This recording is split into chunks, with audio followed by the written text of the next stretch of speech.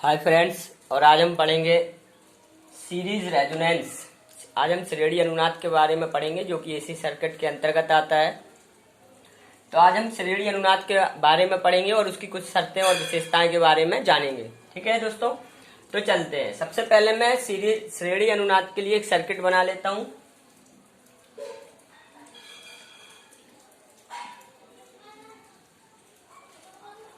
ये यहाँ पे मैंने श्रेणी अनुनाद का एक सर्किट बना लिया है। ये रेजिस्टेंस है, इंडक्टर है, कैपेसिटर है। इसको सोर्स के द्वारा भी वोल्टेज दिया गया है। करंट आई फ्लो हो रही है, करंट आई फ्लो होगी, सोर्स के द्वारा बी सप्लाई वोल्टेज दिया है। हम जानते हैं कि सीरीज में करंट का मान समान होता है और वोल्टेज ड्रॉप अलग अलग होते हैं। तो यहाँ पर आर पर वोल्टेज ड्रॉप डी आर होगा, एल पर वोल्टेज ड्रॉप डी एल होगा और कैपेसिटर पर कितना होगा, बीसी होगा। ठीक है, अब हमें इसका बनाना है डायग्राम, वेक्टर डायग्राम। कैसा बनेगा ये अभी आप देख लेते हैं। वेक्टर डायग्राम देखो, श्रेणी अनुनाद होता कब है। देखो इसका वेक्टर डायग्राम अगर मैं खींचूं तो देखो श्रेणी अनुनाद की जो कंडीशन होती है वो एल और सी के लिए होती है। रेजिस्टेंस की उसमें कोई वैल्यू नहीं रहती है। ओनली इंडक्टर और कैपेसिटर की कंडीशन के कारण श्रेणी अनुनाद होता है। वो कैसे होता है हम देख लेते हैं। देखो श्रेणी में हम जानते हैं कि श्रेणी में समान कौन होता है, श्रेणी में समान होता है। श्रेणी सर्किट में करंट का मान समान होता है। तो जो चीज समान होती है उसको हम किसके रेफरेंस लाइन, वेक्टर लाइन यानी कि रेफरेंस लाइन के रूप में, रेफरेंस वेक्टर के रूप में ले लेते हैं। तो यहाँ पे मैंने करंट ले ली। अब हम आर के बारे में कुछ नहीं लेंगे, हम सिर्फ एल और सी के बारे में लेंगे। इंडक्टर में करंट पीछे होती है, एल में करंट कहाँ होती है, पीछे होती है और वोल्टेज आगे होता है। तो करंट को पीछे रखना है तो वोल्टेज को आगे रखेंगे, बीएल। और कैपेसिटर में करंट आगे होती है और वोल्टेज पीछे होता है। तो कैपेसिटर के लिए वोल्टेज का करंट यही रहेगी, क्योंकि सीरीज में समान होती है तो वोल्टेज कहाँ जाएगा, पीछे। लेकिन कंडीशन है कि इंडक्टर का जितना परिमाण होगा उतना ही परिमाण किसका होगा, कैपेसिटर का। अगर ये +5 है तो ये -5। ठीक है, यानी परिमाण कैसे होने चाहिए, दोनों के बराबर होने चाहिए। श्रेणी अनुनाद तब होता है जब इंडक्टर का वोल्टेज और कैपेसिटर का वोल्टेज बराबर हो जाता है। जब इंडक्टर का वोल्टेज और कैपेसिटर का वोल्टेज बराबर हो जाता है तब श्रेणी अनुनाद की स्थिति उत्पन्न हो जाती है। जब इंडक्टर के अक्रॉस वोल्टेज और कैपेसिटर के अक्रॉस वोल्टेज बराबर हो जाते हैं तो श्रेणी अनुनाद की कंडीशन उत्पन्न हो जाती है। ठीक है, मैं इसको एक तरीके से और कह सकता हूं। ये चीज समझ में आ गई होगी कि इंडक्टर का वोल्टेज और कैपेसिटर का वोल्टेज बराबर हो जाता है। आगे मैं कहूं इसी के बारे में। तो मैंने अभी बताया कि इंडक्टर का वोल्टेज और कैपेसिटर के वोल्टेज बराबर हो जाता है। इसको मैं एक कंडीशन और कह सकता हूँ। देखो बीएल बराबर होता है आई एक्सएल और बीसी बराबर होता है आई एक्ससी। ओके, तो अगर आई से आई कैंसिल हुए तो क्या निकला, एक्सएल बराबर एक्ससी।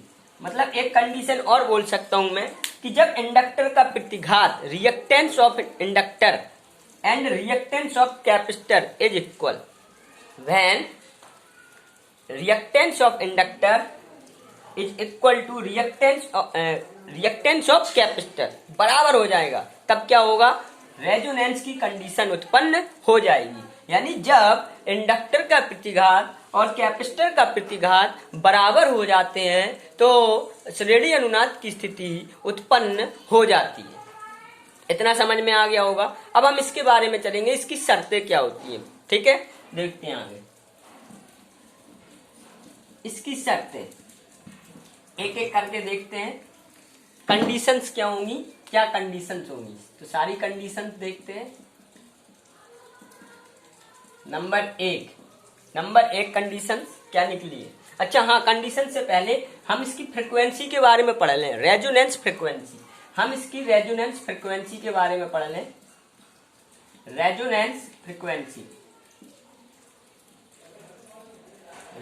फ्रीक्वेंसी यानी FR, रेजोनेंस फ्रीक्वेंसी, श्रेणी आवृत्ति, अनुनाद आवृत्ति, श्रेणी अनुनाद आवृत्ति के बारे में पढ़ लें। देखो अभी हमने पढ़ा एक्सएल बराबर क्या होता है, एक्सएल बराबर एक्ससी, तब ये कंडीशन उत्पन्न होगी। हम जानते हैं एक्सएल बराबर होता है 2πfl और एक्ससी बराबर होता है 1/2πfc। 1/2 FC। ओके, F को इधर ले जाओ और इसको नीचे लाओ, तो F को इधर ले जाओगे तो F² और इसको नीचे लाओगे तो 2 हो गया 4 पाई² और L और C ये आ गया। F बराबर कितना हो जाएगा, रूट, भाई यहाँ पर स्क्वायर है, यहाँ पे जाएगा रूट बनेगा 1/4 पाई² L इंटू C। तो F बराबर क्या बनेगा 1/2 पाई, भाई 4 का वर्गमूल 2 पाई² का पाई और ये रूट है LC पर आ जाएगा। तो ये बन गया हमारी क्या, ये बन गई हमारी रेजोनेंस फ्रिक्वेंसी, इतनी हर्ट्ज। तो ये रेजोनेंस फ्रिक्वेंसी हो गई। मैं तुमसे क्वेश्चन करूंगी, अगर बताइए श्रेणी अनुनाद की फ्रिक्वेंसी कितनी होती है, तो श्रेणी अनुनाद की फ्रिक्वेंसी होती है 1/2 pi root LC hertz. Okay दोस्तों, अब कंडीशन के बारे में चलते हैं, इतना समझ में आ गया होगा।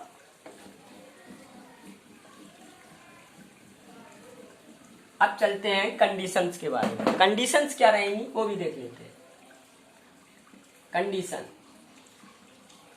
कंडीशंस क्या रहेंगी रेजोनेंस फ्रिक्वेंसी की। नंबर 1, BL = BC, जो भी मैंने बताया, या XL = XC, ये कंडीशन रहेंगी पहली।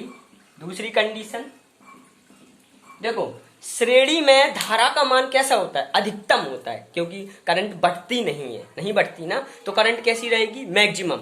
तो श्रेणी अनुनाद में करंट इज मैक्सिमम, यानी कि धारा का मान अधिकतम होता है।